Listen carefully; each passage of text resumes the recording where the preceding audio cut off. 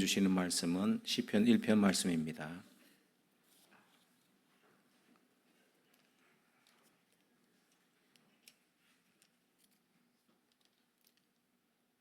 시편 1편 1절에서 6절까지 함께 하나님의 말씀을 받들어 읽겠습니다. 복 있는 사람은 악인들의 꾀를 따르지 아니하며 죄인들의 길에 서지 아니하며 오만한 자들의 자리에 앉지 아니하고 오직 여호와의 율법을 즐거워하여 그의 율법을 주야로 묵상하는도다. 그는 시냇가에 심은 나무가 철을 따라 열매를 맺으며 그 잎사귀가 마르지 아니함 같으니 그가 하는 모든 일이 다 형통하리로다. 악인들은 그렇지 아니하며 오직 바람에 나는 겨와 같도다. 그러므로 악인들은 심판을 견디지 못하며 죄인들이 의인들의 모임에 들지 못하리로다. 무릇 의인들의 길은 여호와께서 인정하시나 악인들의 길은 망하리로다. 아멘. 복 있는 사람이라는 제목으로 목사님 말씀 선포하시겠습니다.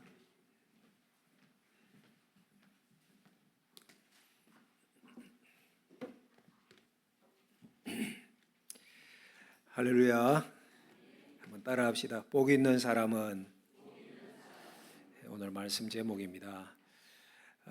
우리가 창세기로부터 쭉 말씀들을 살펴왔는데 구약 성경을 분류를 하면 한 네 가지로 나눌 수가 있습니다. 첫째는 율법서이죠. 모세오경이라고 하는 창세기, 출애굽기, 레위기, 민수기, 신명기 율법서고, 두 번째는 역사서입니다. 여호수아서에서부터 에스라, 느헤미야, 에스더까지가 역사서이고 우리가 쭉 살펴봤죠. 세 번째 종류가 시가서입니다. 시가서, 시와 노래 그렇게 표현할 수 있는 문학서라고 할 수도 있고 지혜서라고도 할 수 있는데, 이 시가서 내용은 보면 인생의 고난, 또 신앙 고백, 찬양 이런 것들을 시의 형태로 표현했다 해서 시가서인데, 욥기, 시편, 잠언, 전도서, 아가서까지가 시가서입니다. 네 번째는 예언서입니다. 선지자들이 하나님의 뜻을 예언적으로 말씀하셨다 해서 예언서 또는 선지서라고 하기도 하는데, 이사야서로부터 구약 마지막 말라기까지가 다 예언서의 말씀입니다. 그중 오늘은 세 번째 시가서 중에서 시편의 말씀을 한 몇 주 살펴보게 되겠는데, 시편은 총 150편의 시로 이루어져 있습니다. 저자는 다윗이 가장 많은 시편을 지었죠. 한 73편 정도 시편을 지었고, 그 외에도 아삽, 고라자손, 솔로몬, 모세 이런 분들이 시편을 지었고, 작가를 알 수 없는 작가 미상의 시편도 49편 정도 됩니다. 그러니까 생각해 보시면 모세가 기원전 1500년경 사람이었고, 고라자손 같으면 포로 기하나에서 고라자손이면 기원전 500년이니까 기원전 1500년에서 500년까지 약 1000년 기간 동안에 여러 분의 저자에 의해서 하나님을 찬송하였던 것이 시편의 말씀이라고 보시면 됩니다. 내용은 시편이니까 하나님을 찬송하는 시편이고 감사와 찬양의 내용이 가장 많습니다. 그 외에도 비탄시, 지혜시, 참회시, 또 메시아의 예언을 노래한 메시아 예언 시편도 있습니다. 그런데 궁극적으로 보면 이 모든 내용을 결국은 인생의 주관자이시오 또 구원자이신 하나님을 찬송하고 하나님께 간구하고 하나님을 향한 신앙을 고백하는 것이 시편의 말씀입니다. 히브리서 성경에 이 시편이 테힐림이라 되어 있는데 찬양들이란 뜻이거든요. 그래서 오늘 우리 성경은 시편이라고 이름을 하는 거예요. 오늘 우리가 시편 1편 말씀을 살피는데, 시편 전체의 문을 여는 서론과 같은 말씀입니다. 우리가 읽으셨지만은 시편 1편은 우리에게 두 가지 길을 제시합니다. 의인의 길과 악인의 길이에요. 여러분, 어느 길을 걸어가야 할까요? 당연히 우리는 의인의 길을 걸어야 할 것이죠. 그래야지 하나님의 복이 있잖아요. 모든 인생은 복을 원하고 있습니다. 그래서 시편 1편의 첫 말씀이 복이 있는 사람은 하이레시 하이시, 축복이 그 사람에게 있다라는 뜻이기도 하고, 또 감탄적으로 표현하면 복이 있도다, 이렇게 시편이 시작이 되는 거예요. 그러면 복 있는 사람은 어떤 사람인가 하는 것을 살펴봅시다.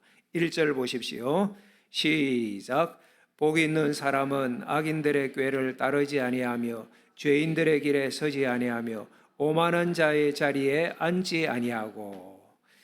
복 있는 사람은 악인들의 꾀를 따르지 않는다. 죄인들의 길에 서지 않는다. 오만한 자들의 자리에 앉지 않는다. 한마디로 말하면 죄를 어떻게 한다는 거예요? 죄의 길을 멀리 한다는 것입니다. 죄의 길을 떠난다는 것입니다. 이런 사람이 복 있는 사람이에요.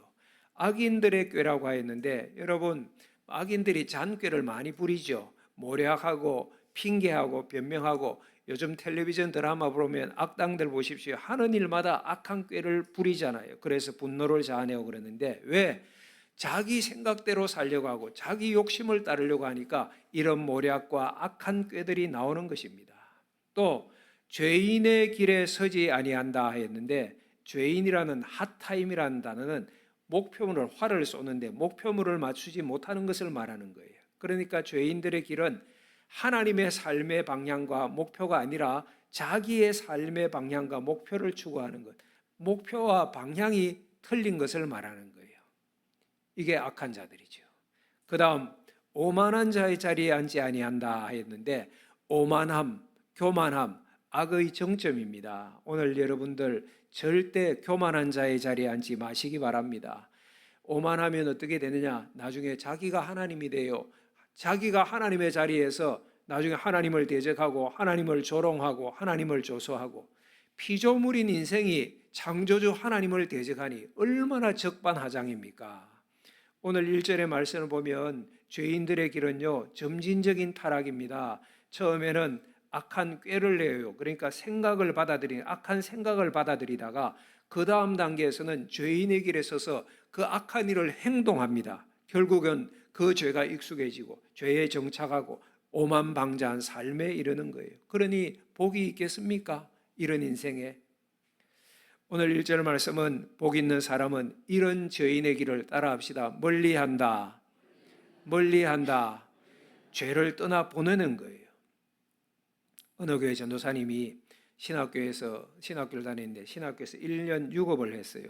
사유를 알고 보니까 신학교에 매일 채플 예배를 드리는데 예배에 많이 빠졌는데 교회에 집회가 있어서 빠졌습니다 하고 거짓 증명서를 제출한 거예요. 나중에 이 전도사님이 마음이 괴로워서 회개하고 학교에 자백하고 1년 유급이 되었다고 합니다.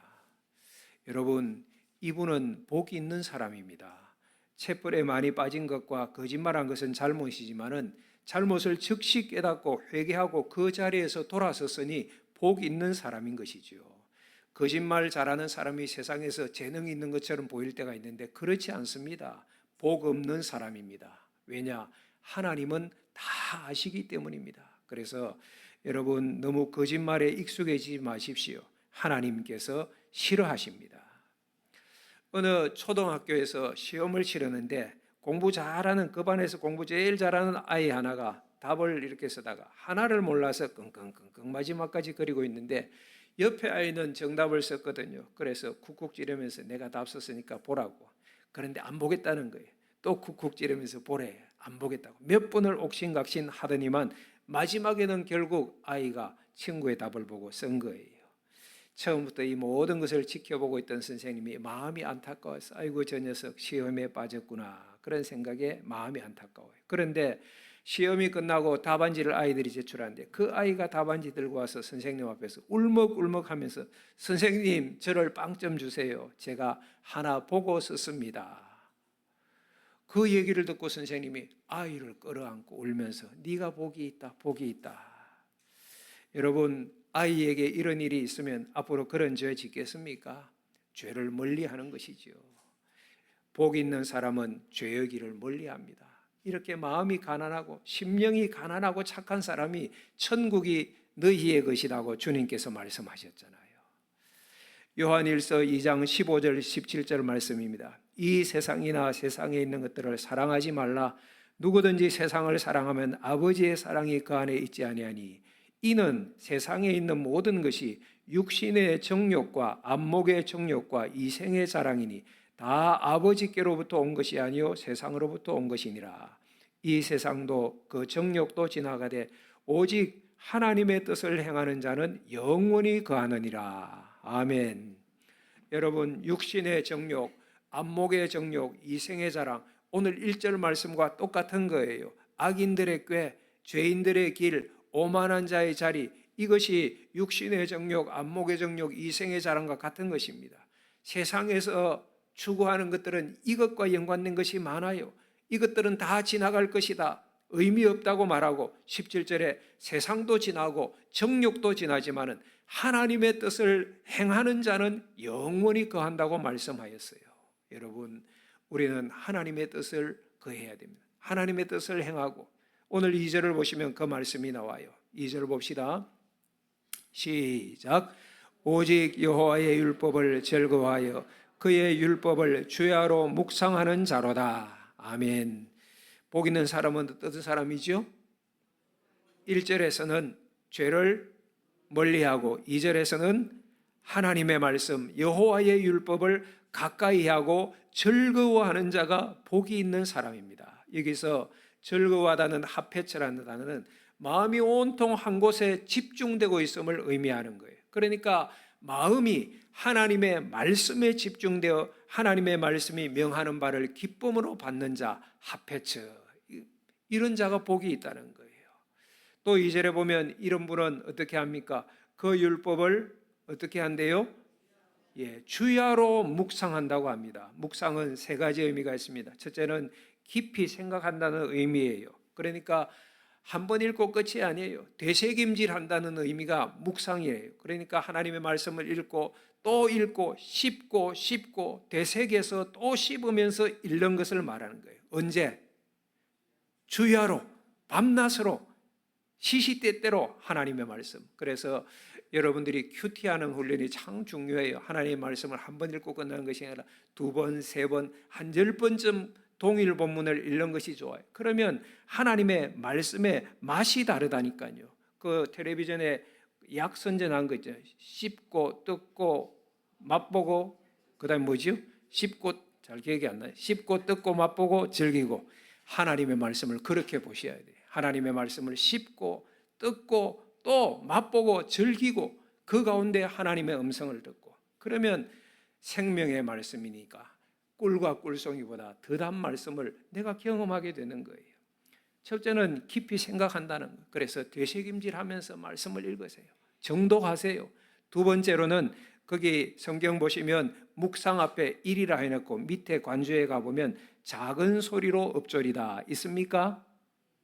그래서 묵상이라는 의미 가운데는 내가 소리를 내어서 하나님의 말씀을 읽는다는 의미가 있어요. 지난 주간에 성경 통독 집회 그거 하셨잖아요. 여러분, 하나님의 말씀을 눈으로 보지만 말고 소리를 내어서 입을 열어서 읽으십시오. 의미가 확 달라져요. 그러시기를 축복합니다. 축복합니다.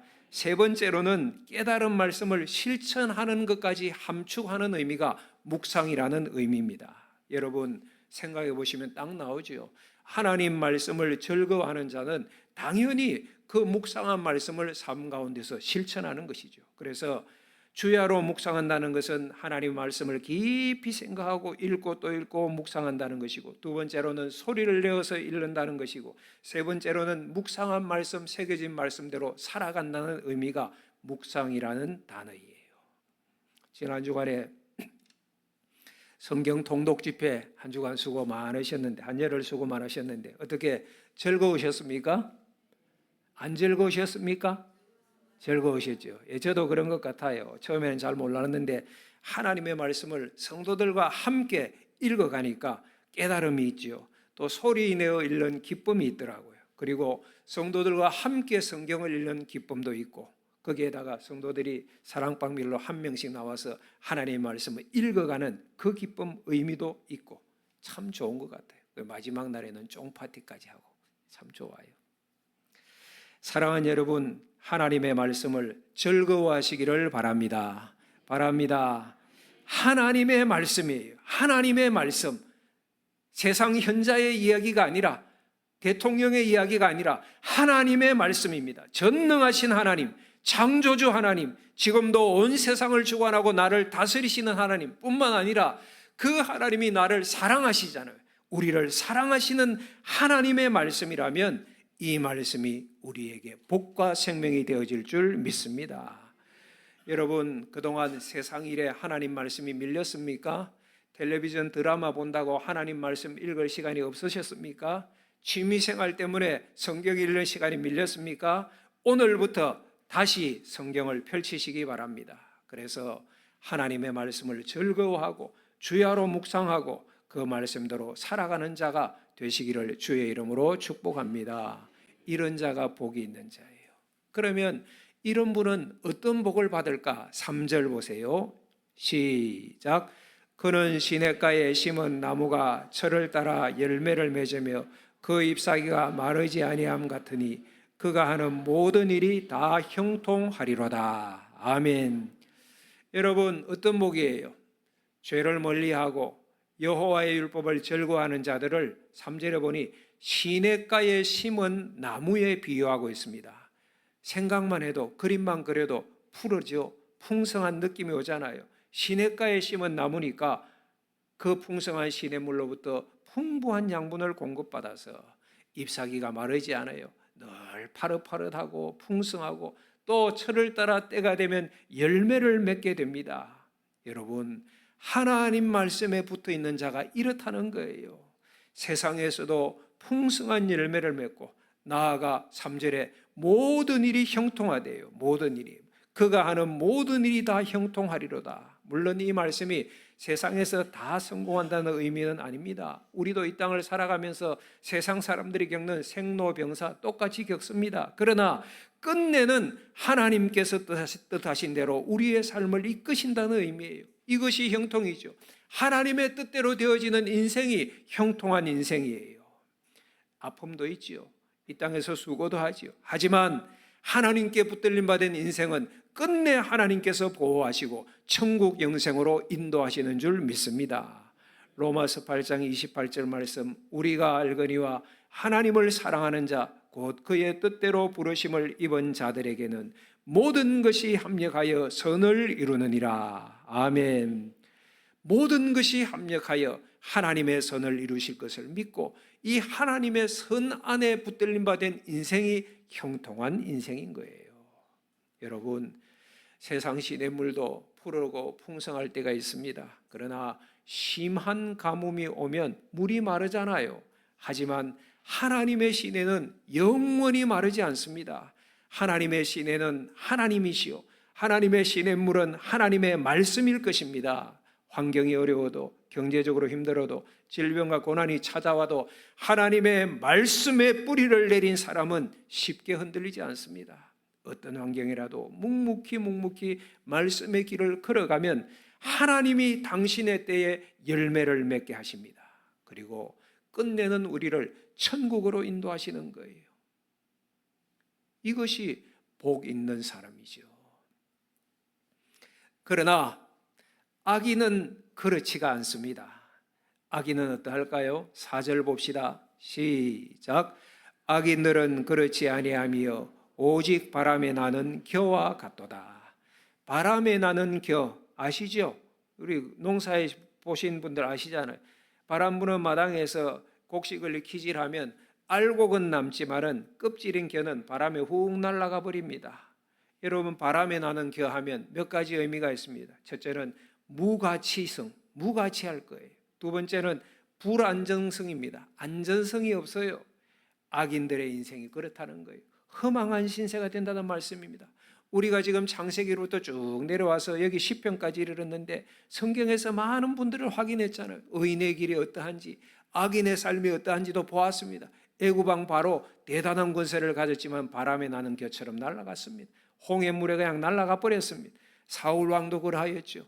열왕기서의 많은 남북 왕조의 왕들, 때로는 왕이라고 어깨에 힘주었겠지만은 하나님 떠나니 바람에 나는 그와 같은 것을 우리가 이미 보았습니다. 결국은 이 악인들은 어떻게 되느냐? 5절 봅시다.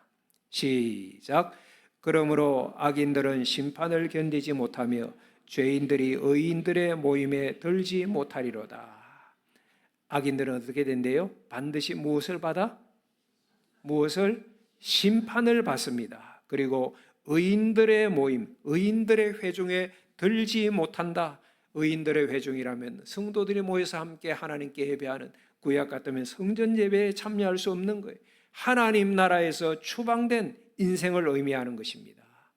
악인들의 삶은 이렇게 허무하게 끝나고 심판을 받습니다. 사랑하는 여러분, 오늘 우리가 이 예배의 자리에 앉아 있다는 것이 얼마나 큰 복인지 몰라요. 우리가 이 세상을 살아가면서 신앙생활하면서 복이 무엇인지 진짜 알아야 됩니다. 세상 사람들은 돈이 복이다, 건강이 복이다, 가정이 평안하면 복이라고 생각합니다. 맞습니다. 그것도 복입니다. 하지만 이것을 초월하는 복이 있습니다. 하나님 안에 거하는 복입니다. 예배하는 복입니다. 오늘 우리가 44장 찬송했잖아요. 주의 복을, 우리가 예배하는 복을 찬송하면서 그 4절 가사 보니까 제가 오늘 새롭게 오던데, 오늘 지난 일해 동안에 예수 인도했으니 주의 전에 모여서 감사 찬송합니다. 하나님께 예배하는 기쁨을 표현하는데 4절을 보십시오. 주님 오실 때까지 이날 지키리로다. 주님 오실 때까지 이날 지키리로다. 여러분, 제가 이 찬송 부르면서 그 생각이 들었어요. 우리가 이 땅에서 지금 소중한 것이 많잖아요. 여러분들이 애쓰는 것이 많잖아요. 어떤 자리에 올라야 되겠다, 돈을 벌어야 되겠다, 건강해야 되겠다, 자녀가 잘 돼야 되겠다, 다 귀중한 것인데, 만일의 궁에 오늘 밤에 내가 죽는다면, 또는 오늘 밤에 예수님이 오신다면, 한 가지만 선택할 수 있다면 여러분 뭘 선택하시겠어요? 심각하게 고민해 보세요. 오늘 밤에 주님이 오시는데 내가 딱 한 가지 선택할 수 있다면 저는 예배의 자리를 선택하겠습니다. 금도 은도 아닙니다. 심지어 아내도 남편도 아닙니다. 예배의 자리입니다. 하나님과 함께 영원히 갈 예배의 자리입니다. 여러분, 시편에는 힘들고 어려운 처지에서 눈물로 기도하는 내용이 많아요. 그들이 보면 신앙적으로는 다 복된 분들이었는데 그 당시 형편은 말할 수 없이 어려웠습니다. 그러므로 세상 형편 보고 저 사람 복이 있니 없니 그렇게 말하시면 안 돼요. 지금 우리 눈에 보기에 형통해 보이지만은 나중에 뒤집어질지 어떻게 합니까? 지금 세상 사람들이 보기에 참 어렵게 산다, 불쌍하다 그렇게 볼지 모르지만은 나중에 그분이 잘 될지 어떻게 합니까? 하나님께서 축복하실지 어떻게 알아요? 롯과 아브라함의 인생을 보십시오. 롯이 잘 먹고 잘 살려고 소돔과 고모라를 택했잖아요. 아브라함을 버리고 소돔과 고모라로 갔어요. 부자 동네였지만은 그 동네는 미안하지만 죄악이 관영한 도시였습니다. 결국 하나님의 불심판을 받게 되었고 롯의 가정도 폐가 망신하여서 그 마을을 밤에 도망쳐 나왔잖아요. 그에 비하면 아브라함은 묵묵히 하나님의 뜻을 쫓고 신앙의 자리를 지켰을 때에 어떨 때는 다 잃을 것 같았지만은 하나님께서 복 주시니 아브라함의 삶이 부유하고 믿음의 선조가 되는 믿음이 부유한 은혜를 누리게 되었습니다. 민수기 6장 22절 이하에 보면 하나님께서 아론과 제사장들에게 너희들 가서 이스라엘 백성들을 축복하라면서 축복의 문구를 가르쳐 주세요. 제가 한 달에 한 번씩 축도하는 그 내용인데 24절 여호와는 내게 복을 주시고 너를 지키시기를 원하며 여호와는 그의 얼굴을 내게 비추사 은혜 베푸시기를 원하며 여호와는 그 얼굴을 내게로 향하여 드사 평강 주시기를 원하노라 할지니라 하라. 이렇게 제사장들이 가서 이스라엘을 축복하라는 것입니다. 여러분, 저기에 있는 복을 보십시오. 무슨 복입니까? 저기에 금, 은, 보화가 있습니까? 물론 그런 것도 들어갈 수 있지만 저 나오는 하나님 주시는 축복이 뭐예요? 내가 너에게 복주기 원하는데 여호와의 얼굴을 너에게 비추어 주시어서 은혜를 베풀기 원하고 여호와의 얼굴을 내게로 향하여 드사 평강 주시기를 원하노라. 하나님과 친밀해지는 복, 그래서 하나님 앞에서 하나님 주시는 은혜와 평강의 복, 이것이 진짜 복이고 하나님께서 제사장들에게 백성들에게 가서 이 복을 선포해라고 말씀하시는 거예요. 여러분, 이 복 예배에 드리는 순간 우리가 누리는 복 아닙니까? 우리 모두가 이런 엄청난 복을 받은 거예요. 또 천국 가는 복을 생각해 보십시다. 누가 천국 갑니까? 누가 천국 갑니까? 어렵습니까? 예수 믿고 오늘 이 땅에서 천국을 누리는 자가 천국 갑니다. 사랑하는 여러분, 그분은 천국 갈 때 마음 졸이지 않습니다. 두건 반 세건 말해서 내가 들어갈까 가지 못할까 그렇지 않어요. 여행을 갔다 돌아온 분들을 보면 자기 집에 도착할 때 당연히 그 집에 쑥 들어가잖아요. 내 집이니까. 그것처럼 우리는 당연히 천국에 들어가게 될 것입니다. 천국이 가까울수록 우리는 가슴이 설렐 것입니다.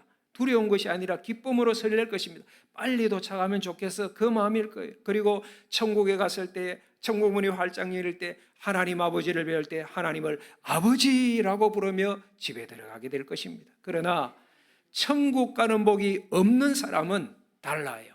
아무리 이 땅에서 똑똑하게 살아도, 아무리 이 땅에서 권세자로 살아도, 아무리 이 땅에서 착하고 선행하며 살아도 죽음이 가까울수록 두려울 것입니다. 불안할 것입니다.